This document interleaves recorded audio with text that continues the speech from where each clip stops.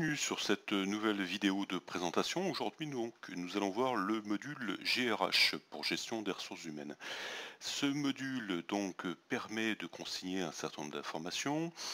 En nouveauté, la gestion des contrats de travail, la demande des congés et la gestion des congés. Ont été regroupées également les informations de saisie des salaires, des charges sociales et si le module commission est activé, la gestion des commissions. Alors, le module est accessible ici par tout utilisateur ayant des droits sur ce module de gestion de ressources humaines, mais également pour chaque utilisateur, à partir de sa fiche, de nouveaux onglets apparaissent, le contrat de travail, avec des informations inhérentes uniquement au contrat de travail de l'utilisateur, et l'onglet congé.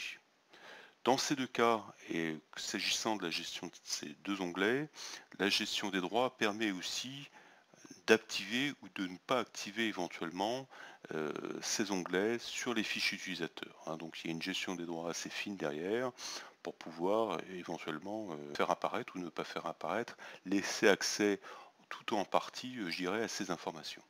Donc nous allons voir dans un premier temps le contrat de travail. Le contrat de travail est un nouvel onglet qui vient s'enrichir de nouvelles informations également ici directement liées à l'utilisateur. Donc on va retrouver derrière des notions de poste, de fonction, de responsable hiérarchique, mais également de tarifs horaires, journaliers, salaires, salaires complémentaires, heures de travail et code comptable. Il est à noter que ces informations peuvent être reprises ensuite dans d'autres modules pour éventuellement effectuer des calculs de coûts. On va prendre un exemple ici sur le tarif horaire moyen. C'est typiquement le type d'information qui est repris dans le module permettant de comptabiliser le temps passé sur un projet. Ce sont des informations qui sont reprises ensuite dans les différents modules métiers. Donc un contrat de travail, on va en ouvrir un, de contrat, date de début, date de fin, date de visite médicale. Donc ça, c'est une vue côté, je dirais, salarié, qui est éventuellement une vue avec une certaine restriction. Si on ouvre ce même contrat de travail à partir du module de gestion des ressources humaines, on va pouvoir y trouver des informations complémentaires, alors passer en mode modification, ça c'est clair, mais également pouvoir retrouver un onglet gestion électronique des documents avec donc un espace point logique de documentation directement lié à la GRH de cet utilisateur. Donc typiquement on va déposer ici dans cet endroit avec une gestion des droits, le contrat de travail, ses avenants, mais éventuellement j'irai tout document que l'on souhaite consigner, conserver avec une gestion de droits. Donc, pour créer un nouveau contrat, c'est accessible directement depuis le module GRH, avec ici, ajouter un nouveau contrat. Voilà, donc on peut choisir le type de contrat, on peut en ajouter d'autres bien évidemment, et remplir toutes les informations qui sont ici. Voilà, concernant les congés, donc toujours pareil, à partir du module GRH, on peut avoir une vue globale sur la liste des demandes de congés, créer une demande de congé directement à partir du module, mais on le verra en général, si on laisse un accès côté utilisateur, ce sont les utilisateurs qui vont directement créer les demandes de congés à partir de leur fiche, éditer éventuellement le solde de congés, voir le journal qui va lister toutes les demandes et toutes les transactions sur le module, et puis avoir éventuellement un état mensuel des demandes de congé. Donc il est à préciser que ce module reprend des fonctionnalités standards de Deliba. Aujourd'hui si je me rends sur la fiche utilisateur et si je vais dans l'espace de congé, chaque utilisateur donc va pouvoir créer une demande de congé. Alors, le solde de congé est repris automatiquement ici au niveau de la fiche utilisateur. Donc je crée une demande de congé. La demande de congé est dans un premier temps créée. Alors on peut choisir matin ou après-midi, mettre éventuellement un commentaire. Et donc désigner directement la personne qui sera chargée d'approuver, cette demande de congé. Donc on peut créer dans un premier temps une demande de congé.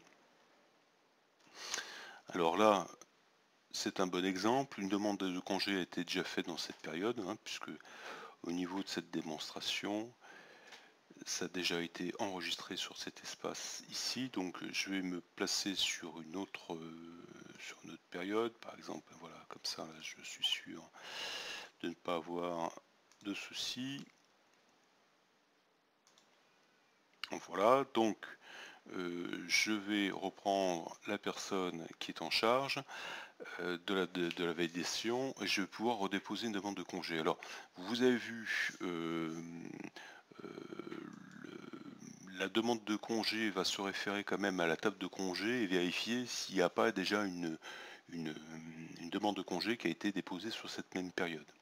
De même, je dirais que quand on crée la demande de congé, le solde, enfin le nombre de jours de congé consommés est calculé automatiquement en fonction de deux critères, à la fois, je dirais, les jours ouvrés, et de deux, éventuellement les jours fériés. Donc le calcul se fait automatiquement en fonction de ces critères-là. On va retrouver donc les informations concernant donc la personne devant approuver, je dirais, cette demande de congé. Alors, comment ça se passe au niveau du workflow, c'est-à-dire du processus? C'est une fois que alors là je suis en mode brouillon, c'est une fois que je vais valider cette demande de congé, que un mail va être transmis à la personne en charge de la validation de ces congés. Alors on va se rendre dans la messagerie de la personne chargée et dans l'espace de la personne chargée de valider cette demande de congé. Voilà, donc on se trouve dans la messagerie de la personne qui a reçu la demande de congé, du 7-10 ou 14-10, et tout simplement il s'agit de cliquer sur le lien page de validation. Donc là nous sommes dans l'espace de la personne chargée de la validation de ce congé, qui a cliqué sur le lien et qui se retrouve donc avec un choix face à cette demande d'approbation qui est soit d'approuver, soit de refuser. Dans les deux cas, un mail de confirmation sera envoyé à l'émetteur de la demande de congé. Donc là, on va approuver cette demande de congé. Et une confirmation de mail, d'envoi de mail, nous est donc montrée ici en haut. Et cette demande est maintenant approuvée. Voilà donc pour la gestion des congés. Rapidement, je passe également sur les menus qui sont déjà connus et qui ont été regroupés dans cet espace-là. À savoir donc l'espace concernant donc les salaires avec la saisie des salaires et la saisie des règlements, et l'espace charges sociales. Rappelons au passage que les types de charges sociales peuvent se configurer dans le dictionnaire, et toutes ces informations peuvent être reprises par d'autres modules de l'IBAR et de l'I+, pour éventuellement